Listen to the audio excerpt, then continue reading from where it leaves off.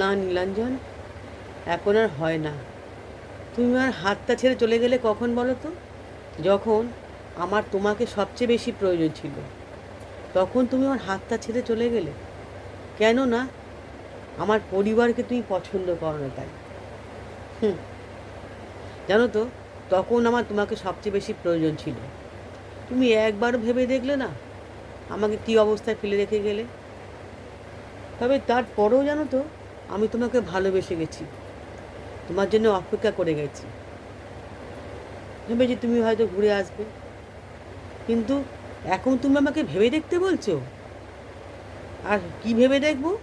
তুমি এখন কি করলে না, অন্য একজনকে নিয়ে তুমি তোমার জীবন শুরু করেছো, আর তারপরে আমাকে ভেবে দেখতে বলছো?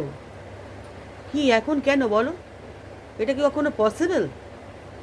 না না, এটা পসিবল নয় নীলাঞ্জন, পসিবল না। সরি।